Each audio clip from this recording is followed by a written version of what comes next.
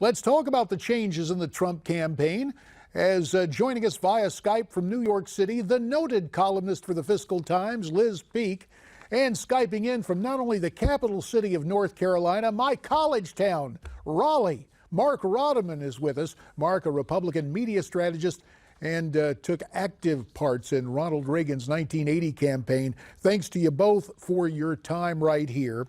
And it is very interesting to hear what goes on in the wake of a change in a campaign. For example, Trump spokeswoman Katrina Pearson was on CNN today, and man, were the CNNsters giving her grief. Here's what she had to say. No one's out. When you shake up your campaign, that usually means someone is out, Carol. This was announced as an expansion. I can point to several messages we have sent out on the campaign website under press releases. We've had multiple expansions of this campaign, but for some reason, CNN is probably the only one reporting that there's some shakeup that's happening. Now, to be fair about it, we're still calling it a shakeup, and we also want to shake up our panel, as from Newsmax New York, we're joined now by attorney and political operative Sam Nunberg. Sam, you and I got together over a year ago when you were working for Donald Trump. Give us a take on what you think is going on in this campaign, because you've been in and you've been out. Well, I think that they basically made a move. Look, there are a lot of warring factions within the Trump campaign. And obviously, as you've reported and we heard earlier, Corey Lewandowski, who's marginally still connected to Donald and speaks to him frequently. I think that once Paul had pushed Corey out, Corey was looking for a way to, return the favor to Paul. And essentially, Steve Bannon and Kellyanne Conway, along with David Bossie, who are allies of Corey, put in this, made a move here, and they ended up, the campaign is not going well. And that, by the way, Paul Manafort is not to blame for that. Corey Lewandowski would not have been to blame for that had he still been there. And they made a move along with the Mercer family, who's allegedly going to spend money on a super PAC that David Bossie's running, although they haven't spent a cent yet on air. They made a move to make a change here. Now, you're laying this out. I got to tell you, Sam, as you're laying this out, I'm kind of thinking this is life on board a Klingon battle cruiser, like on Star Trek. But look, we understand it happens in a campaign. Liz, I'm just interested in your take. Will this right the ship for Team Trump? I think the problem is... Let's let Liz answer, okay? Go ahead, Liz. My view is the new team sounds ready to unleash the inner Donald Trump once again. And of course, that flies in the face of what's really been going on the last several weeks.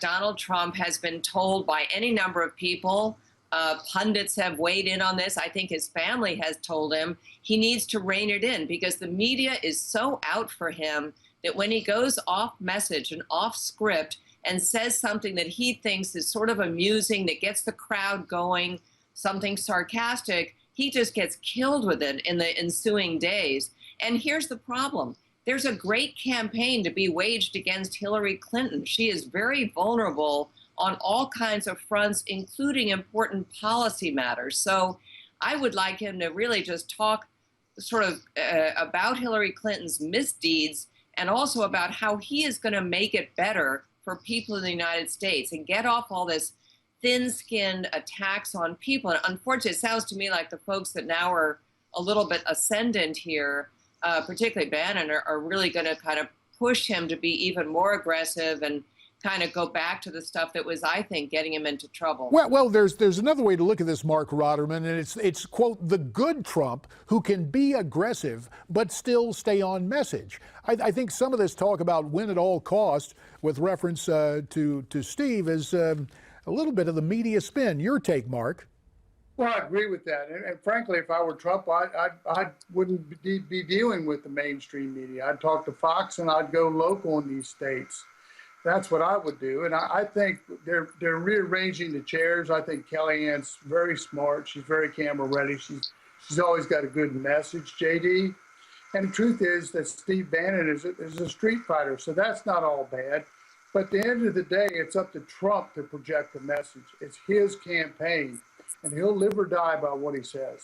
And to that point, Sam, since JD, you were JD, can I cut in here for a second? I just want to say one thing about Steve Bannon. Look, if this is going to be about, and I've read the AP piece by Jill Colvin and Julie Pace, and if this is about basically letting Donald be Donald, as opposed to telling Donald what Donald has to hear, then this will be a losing campaign. If this is going to be a campaign run on themes that we only see on Breitbart, meaning immigration, a wall, and Clinton cash, I could tell you that that may work in a primary. And JD, as you well know, a primary and a general are much different. And when we get to 130 million people voting, this is not going to be a message that can win a general election. And I know that Paul has struggled with Donald on this. And if Donald wants to go out the way Donald wants to go out on his own terms, that's fine. But it's just, I don't think it's a message that's going to work. And I don't think, and frankly, also against somebody like Hillary Clinton, if, you know, as they're saying now, we're going to continue to hold rallies, Donald's going to continue to do explosive multi-TV interviews, that's fine. But you know what that means? That means we're not going to be talking about Hillary Clinton. We're going to be talking about Donald Trump every day. And if we are, unfortunately. But I got to tell you this, the past 2 days, solid policy speeches, and it looked pretty good. And if he blends that in with some of the irrepressible exuberance on the campaign style, I don't see this being fatal to him. But I tell you what, let's get out and hear what our viewers in America see with this. And let's go to my old stomping grounds out in Arizona. Camp Verde is where we find Clark. Clark, welcome to Newsmax Prime. JD, you've heard from me many times before, remember? You bet I remember, and we're glad to have you on tonight, Clark.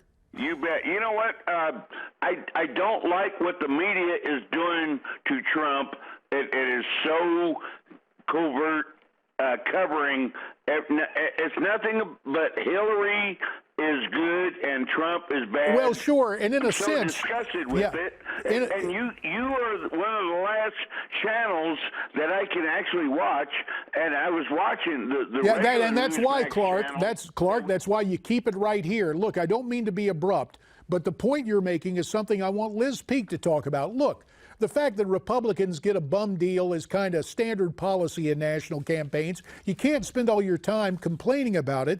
But Clark, as a fellow Arizonan, Liz, thinks back to 1964 and what the press did to just obliterate Barry Goldwater. It does appear that in the newsrooms of Washington and New York, there is a lot of anti-Trump sentiment that makes it completely negative. Is it wrong to acknowledge that? We got about a minute left. I don't think it's wrong at all.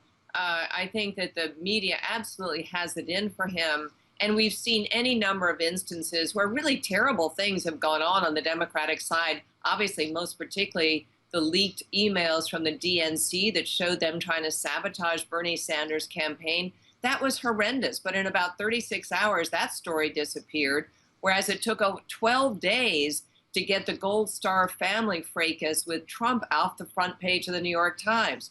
There's no question there's a bias, but I have to say Trump feeds this problem by making injudicious remarks and, again, going after people who say bad things about him. I mean, he's very childish. And so the bottom line is, Liz, stay away from the parenthetical remarks and the petty insults. Stay on message. Be serious. Have fun with the people coming out to the rallies, but it doesn't have to be tinged with a little bit of acid on it, rhetorically speaking, and you'll be okay. Hey, Liz and Sam, thank you very much. Marc Rotterman, stay right there, because when we come back, Jay Delancey joins us to talk about voter fraud and the curious case of North Carolina. Stay with us.